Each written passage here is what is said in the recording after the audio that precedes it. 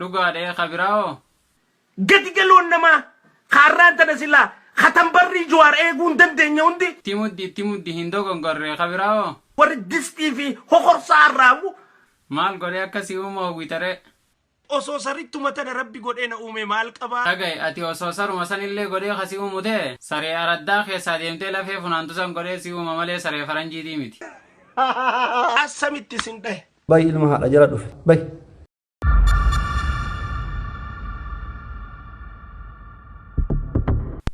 Assalamu alaikum warahmatullahi wabarakatuhu. Ashama harka fuunee kabajamtoota fi jaalatamtoota ilmaan Oromoo nageenya keenya kan jaalalaatii fi kan kabajaa bakkuma jirtanitti isin haala qabu isiniin jecha warra baranaa warra bare hegere rabbiin nu haa taasisu Ramadaan mubaarak isiniin jennee jirra gamanumaanii arraan tana rakkoon Jawaar maali waan jettuufi namoota Jawaar Mohammad dhiifama gaafatan waliin qophii bashannansiisoo ajaa'iba isiniif qabannee dhufnee jirra hamma xumura qophii keenyaa share like subscribe gochuun nu waliin turaadha qophiin keenya akka itti aanu kana dhiyaataa itti dhiyaadha.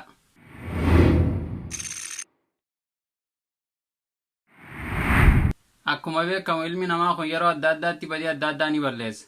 Irra caalaa ilma namaati jechuun ammoo kan badii isaa balleessuu beekee dhiifama gaafatudha. Sanneen keessaa mee namoota yeroo baay'ee Jawaar Mohammad duubaa Jawaar arrabsuudhaan dhiifama gaafatan lamaan tokko akka fakkeenyatti isiniif kaafne gama gaafii fi deebii rakkoon Jawaar Mohammad maali waan jettutti isin dabarsinu. wada duqeetee maddasaati.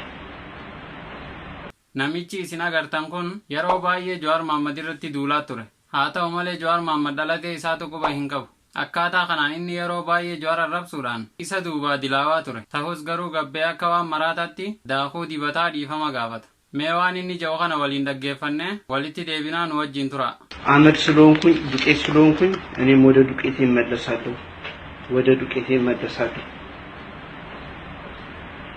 አዎ እኔ ማለት ዱቄት ነኝ አውቀዋለሁ ጀዋርን አስቀይሜ በድዬ ጀዋር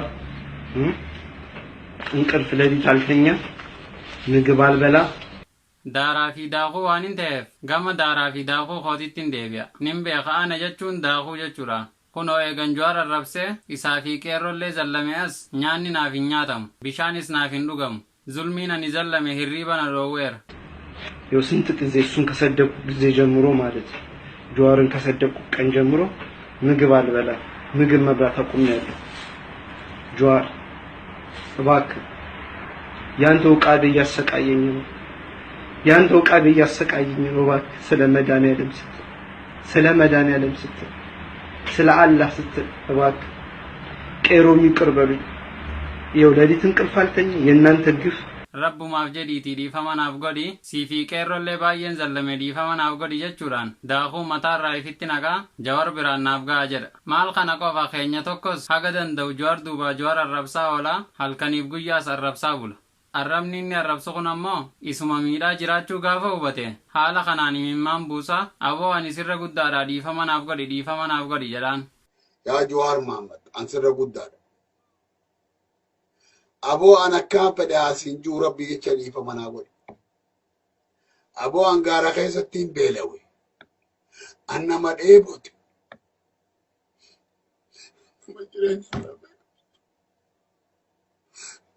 Nama jireenya irra dhabe yaa Jawaar Mohammad.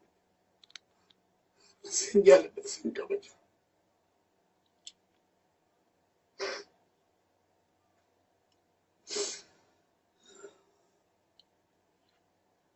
Yaa Jawaar Mohammad annama jireenya qabsoo kana dhabe sin jaaladha sin kabaja waan hin fedhellee sin jiru rabbi jecha dhiifama naa godhi asira gudda rabbumaa jecha dhiifama naa godhi rabbi samii dachii uume jecha dhiifama naa godhi. Osuma san ta'uu Jawaar Mohammad inni isa arrabsuu takkaa dhageetu hin beeku. Haa ta'u ammoo inni isuma duubaa isa arrabsaa ture. Kanaaf jecha namoonni haala saniin nama sin beekne arrabsaa jirtu hundi badii keessanirraa toobadhaa isiniin jecha gama gaafii fi deebii hangaasaa waliin taasifnetti isin dabarsina. Har'aan tana sababaa rakkoo Jawaar Mohammad qabuuf kolkoleen takka gabbaatee yaa'ii godhaa jirti. Egaa nutillee rakkina Jawaar Mohammad qabu kana takkaan akka nuuf himtuuf si afeerre. Rakkinni Jawaar qabu maali? Tan jettu seenuu kiyya dura? Hayyee osoo rakkina isaa hin himin dura waan nuuf himtuutu jira. Warri Jawaar irratti bobbahaa jiran kun kaayoonii fi galmi isaan deemaniif maal barbaadaaf Jawaarira bobbahaa jiran sodaan isaan qabanoo maalii Jawaarira tan jettuu fi rakkinnummaan Jawaaruu maali tan jettu qubatti laachuu fi bakka san hooyisuun barbaachisaadha jeetiin itti amane jechuudha. Ahaa dhugaa keeti quba itti laachuun barbaachisaadha. Mee osoo gama haasaa keetii hin seenin dura daawwattoota keenyatti maal dhaamta? Wanni kun Jawaar biraas akka ga'uun barbaada warra rakkoo akkasii Jawaarira bobbahan biraas akka dhaqu maqaan barbaaduuf sheer godha. Tolee humaa abshiir jedhi daawwattoonni keenya waan dhugaa hunda sheerii fi laayikis ni godhu hanga ammaatti nama 300 oliitu sheer godhee jira. Rakkinni Jawaar kan armaa gadi kana. Obsa qabaadhumee gurbaa hangaasaa jedhamu kan hojiin isaa Jawaar irratti duuluu taate tokkos qabannee jirra waan ta'eef yeroo ati rakkina Jawaar qabu takka nutti himte inninis rakkina Jawaar irratti duuluuf takka nutti haa himu akkasitti dhugaa jiru ummataaf saaxilaa deemuudha qabna laa. Rakkoon Jawaar qabu Oromoo tokkoomsuu jaalachuudha. Dhugaa keeti rakkoon Jawaar qabu Oromoo tokkoomsuu jaalachuudha. Kan akkasuma obbo Jawaar irratti ololaa duulaa buluqunoo. Hangaasaa jechuun haara tokkummaa balleessu jiru hangaasaa jechuun nama tooftaadhaa fi malaan waa butatu jechuudha. Ahaa kanaaf inni irratti duula hin jetture itti fufimee rakkoon Jawaar qabu maal jetta? Rakkoon Jawaar qabu Oromoo bilisoomsuu fadhuudha. Maashaallah kanaaf Oromoon baay'isee jaalataa bar rakkoon hangaasaa dhawa maali silaa? Hangaasaa jechuun nama dhiiga Oromootiin niiraa butatu. Hangaasaa jechuun nama reeffa Oromootiin niiraa butatu. A'uuzu billaa nama reeffa namaatiin niiraa butatu rabbi nun godhin atillee rabbi sirraa haa dhaabu. Naasamitti sin dhahe tokkoo keessanu. Abbootiin seeraa maal eegaa jirtu nama seera cabse buloogitti cuqqaalaan jenne. Bay ilma haadha jala dhufe bay asakka. Bulgu bay deema keessa na alata dhoqqe. Tole ayyee rakkoon Jawaar maalime? Rakkoon Jawaar qabu Oromoonni qabeenya isaaniitii fi beekumsa isaaniitiin akkaaniif dura tarkaanfatanii galma gahan taasisuudhaaf halkanii guyyaa carraaqu. Waaw edaan kanaaf ummanni jaalala isaa bakka of kaa'u dhabaa.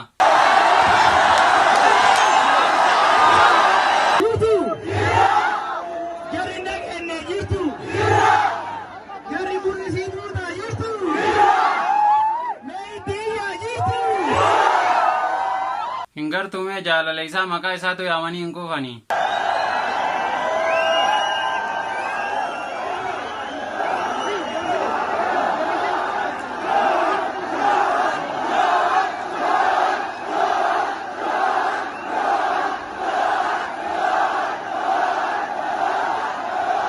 Odeessimee hangaasaa rakkinni ati Jawaar irratti duultuuf kuni maalime? Hangaasaa jechuun nama faallaa dalagu. Jechuun kee hangaasa jechuun maali jette? Hangaasaa jechuun nama shira dalagu.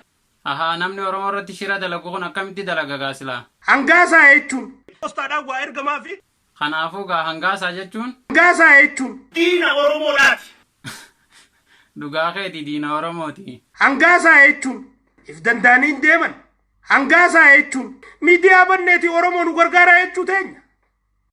Hangaasaa jechuun bakka ilmaan Oromoodhaa qabeenya qabuun banne miidiyaadhaa humnaa ol nuttaate asii achi jechuu of hin dandeenye nu cinaa dhaabbadhaa jenneeti ilmaan Oromoo qaranna tujjaara jiruu fi abbootii qabeenyaa jirtu. Mee nama diina Oromooti kana maqaan isaa haganda keessaa maal jedhama? Hangaasaa jechuun awwaallee hinaaftuu maraattuu bututtuu qanyuur mana keessatti akka seexaana kophaa jiraatu.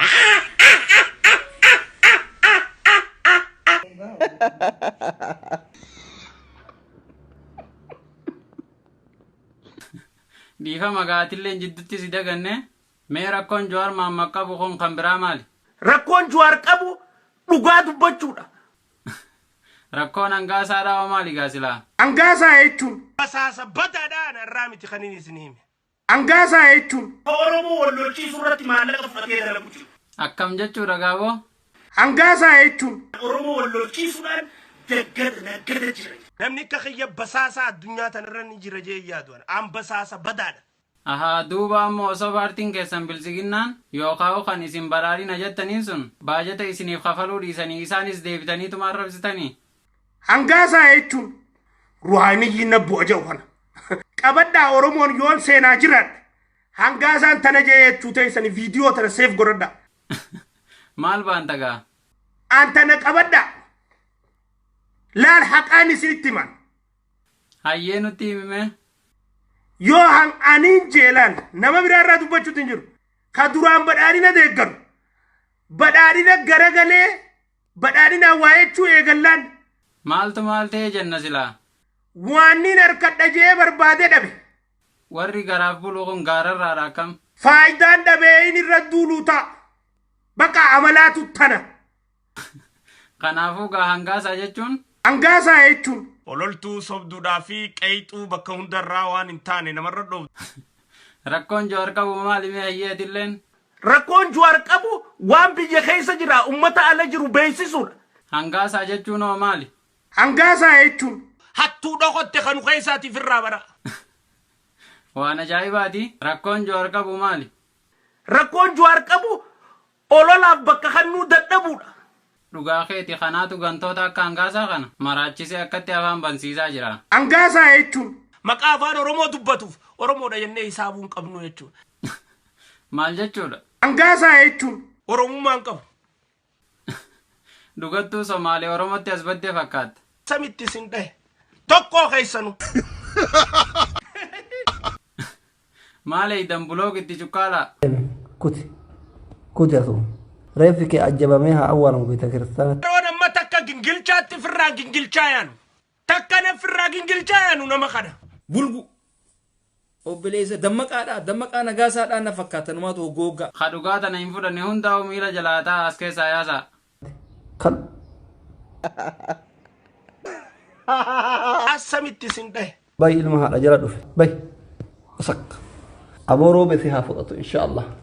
بركة رمضان كانت لجرو بكجوت سهي سكريدة مربى ورتشن حافظ إن شاء الله. أكاسي قنوا سنو أفان ديرسيد دكتور أسلي الربسا. بركة رمضان كانت الروبة جوت الرب ولسه حافظ وانسي كوتشي سير. أكو من بلوك إذا كوتشي سكانت الروبة سيحانيات وأبو غربا. سميت سنده. تقو خيسانو. غربا أبو دكتور الرب سيته. ربي الربك هاك أبو تنرن ديبينا. تنر الرب دي كيوان دبتين. أبو قدر ربي تين الربا كيسيهين. نما تكا جنجلشا تفرا جنجلشايان. تكا نفرا جنجلشايان ونما خدا. ناس سميت سنده. تقو خيسانو.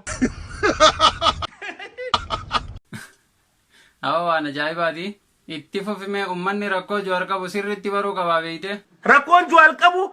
Cicha waada waan ummata seen irratti haga lubbuun isaa wareegamtuu fi hanga kaayoon isaa galma geessu irra cichuudha. Kana rakkoon Jawaar. Dhugaa jette ilmaan Oromootiif jecha diinni hamma lubbuu isa baasutti irratti hojjechaa jira. Mee uummanni Oromoo jaalala Jawaar Mahaammadiif qabu akkamitti agarsiisa?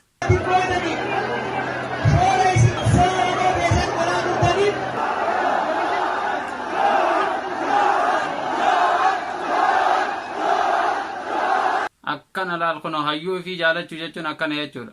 Jaalala akkatti uummanni Jawaar jaalatuuf jecha gantoonni maal godhaa jiran? Warri rakkoo tun hirriba dhorkite Jawaar balleessuudhaaf wal jaartee lafa jalatti deemaa jirti jechuudha. Rabbi isaan haa balleessu bakka Jawaar Mahaammad. Garuu gantoonni har'a Jawaar arrabsan kun osoo Jawaar paartii isaanii tacubbuu tana deeggaree as deebi'ee uummatatti kijibee. Osoo Jawaar dhugaa dubbachuurra cichuun qabaanne. Ko Oromoo kijibuu barbaadu arra Jawaar hin arrabsu. Dhugaa jette waan inni ilmaan Oromootiif jecha dhugaa fi dhugaa qofa irratti hojjechuun Oromoo bilisoomsuuf hojjechaa jiruuf diinni irratti duula. Namoota rakkinni Jawaar kun tarkaanfachuu dhorkiteetu arraan tana gareedhaan addunyaarra wal jaaree Jawaar irra bobbahaa jira jechuudha. Rakkoon Jawaar duuba furmaata Oromooti. Mee silaa namoota akkamii uummanni Jawaar irratti duulan kunneen? Ha isan geenya gadheen Oromoo jeesaa ture hundi. Kan biraa kan akkamigaa? Kashlabbeen Oromoo saamaa ture hundi. Dhugaa keeti jaruma kana kan irratti duulaa jiru mee ammas kan akkami? Hattuun Oromoo irra biratti amanamaa taateen beeyne hundi. Dhugaadhee ka biraa gati galoon namaa kaarraan tana silaa katambarrii Jawaar eeguu hin dandeenye hundi. Mooraa Jawaar ajjechuu hin dandeenye hundi. Itti muddi hin dogongorree ka biraa warri distii fi hokorsaa arraabu. Akkasi kuno warri distii arraabu sun kan akka hangaasaa fi fakkaattota isaa hinotan akkanaa tana faadha. Rakkoon Jawaar Oromoo ol qabuudha. Sababni isaan Jawaar Mahaammad arrabsaniif? Maqaa rakkoon Jawaar Oromoo tan ol qabuu taateef. Humaa hin dogongorre sababa inni ilmaan Oromoo bilisoomsuuf jecha halkanii guyyaa qabsaa jiruuf Jawaar arrabsanii. Akkamitti namni an Oromoodha jedhee fi yaadu kamataan isaa ol dalagu ka dubbiin Oromootuun akka fuuldura deemtu barbaadu akkamiin Jawaar arrabsa? Namni an Oromoodha ifiin jedhu tasuma obbo Jawaar hin arrabsu yoo diina taate malee. Mee kan Jawaar arrabsu kun Oromoof yaadee Jawaar arrabsamoo? Diinummaadha malee. Tokko garaadhaaf bitamee arrabsaa jira jedhan. Ummata Oromoon ta'in. Kan Oromoodha ofiin jechaa Jawaar arrabsu kunoo. Ka Oromoo ta'es ka gowwummaadhaan deemaa jiruu fi kan yakka hojjechaa jiruutu jira jechuudha. Kanaafuu jara san isaanii Jawaar arrabsu osuma agarruu dhiisuudha qabnamoo. Maali mataan isin dalagu? Akkamitti ustan? Lakkii mataan keenya nu dalagaa dhukkee irraa kaasuu qabdan jettamoo. Maaliif usna? Eenyu jecha akkana jee arrabsamu jiranni kun? Ilmaan Oromootiif jecha. Nurraa dhorkuu qaba diina. Sadarkaa isaanii gabbuunee arrabsinaa jechuudha. Sadarkaa isaaniitti. Garuu amma Ramadaanni seenee jira beeyte rabbuma irratti obsina warra Jawaar arrabsu rabbi afaan haa cuqqaalu. Garuu kan Oromoo ta'ee Jawaar arrabsu naman saalfachiisu. Diinni nu hangam takka akka ati ummata biratti keessaa alaan fudhatama qabduu fi mootummaa isaa kanaaf sodaachisaa fi yaachisaa taate si beekeeti shoorarkummaadhaan siimatee jechuudha. Ka diinni Oromoo shoorarkummaadhaan siimate anka Oromoo akkamittiin nagaa sirratti darba? Akkamittiin sirratti duulaan? Diinni nu sirratti duulu jira. Diinni nu sijjeessu fadhu jira. Diinni nu Oromoo tana namni ifa baasu deemu. Oromoo tanaaf quuqamu ka jiru. Oromoo tana rakkoosi keessaa alakka dhageessisu jiru. Isa jaanii sirratti duulu jira. Anoo tumsa eenyuuti kaniin sirratti duulu? Kana nuutu siif deebisa. Ati tumsa diinaatii fi tumsa garaa kan keetiiti. Enough. Maal jechuudha gaa? Jawaar isinii jecha arrabsamu jira Oromoo. Jawaar isinii jecha xiqqaachu jira. Jawaar isinii jecha qubnitti laachamu jira. Jawaar isinii jecha keessan keenyatti tufu jira. Jawaar isinii jecha katti keenye hundinuu afaan isaa keessatti alala irraa guuru jira. Dhugaa keeti laakunoo. Dhoorkaa irraa hayyuu keessan irraa nama. Dhoorkaa haa dhoorkinu. Mee akkam goonee dhoorkinaree? Arrabooda nama isa maqaa kaasuuf isa wanta jahu hunda tarkaanfii barbaachisu lafa barbaachisetti irra fudha. Yeroon arrabooda wal sossobnu hin jirtu. Wal sirreessuu danda'u qaba namni kun. Wal sirreessuu danda'u qaba. Yoo akkas taate qofa namni hayyuu keenya nurraan tu'in. Haga ati kijiba kee kana dhiiftutti tarkaanfii barbaachisaa ta'e sirratti fudhachuuf qophiidha. Garuu hangaasaa dhugaa rabbi ilmaan Oromoo akka udaanitti si jibbee jira beeyte. Osoo rabbiin na ajjeesee jettamoo. Idda nama godhee na uumu. Maal godhee akkasii uumu hawwitaree? Osoo sarittuma tana rabbi godhee na uume maal qabaa? Saritti tan baanta gaasilaa. Sarittuma akkanatti qaamarraa dhiqan. Ilkee shwaaqaniif. Shittootti diban. Makiinaa keessa kaa'an. Saree faranjii baanta jechuudha. Sagaraa jala deemanirraa fuudhan. Takkana foddaa qaqqabanii fi qilleensa fudhachaa deemtu. Waan ajaa'ibaati akkam. Osoo sarittuma tana rabbi godhee na uume maal qabaa? Dhagaye ati osoo saruma sanillee godhee kasii uumu ta'e saree araddaa keessaa deemtee lafee funaantu san godhee si uuma malee saree faranjiitii miti. Akkasitti beek ilaal.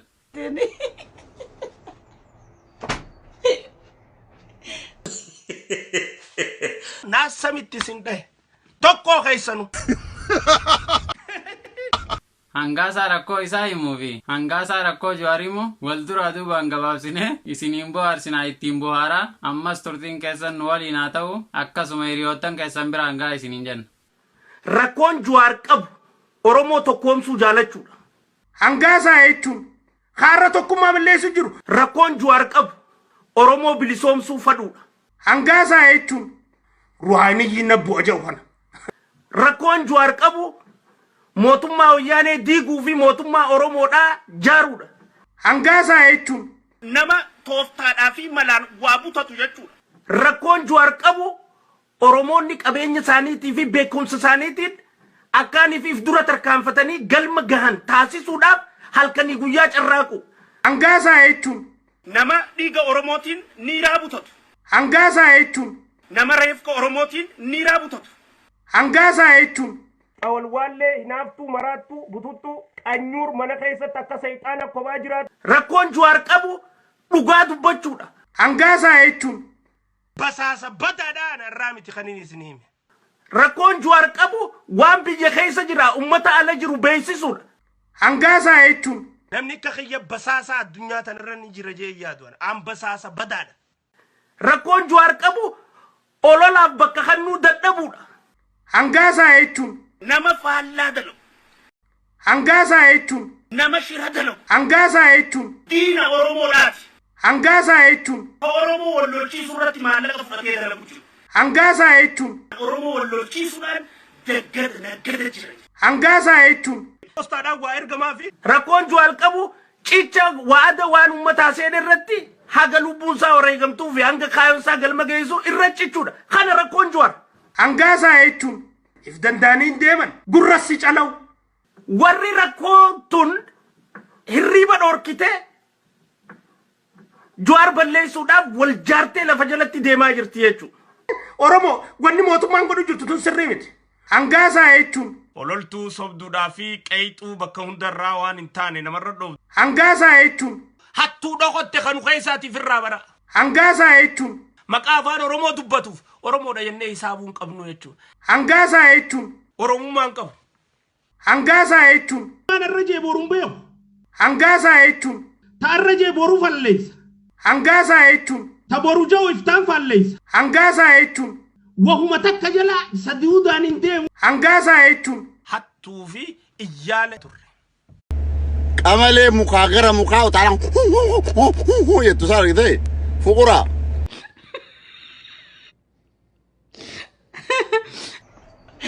Quarantine.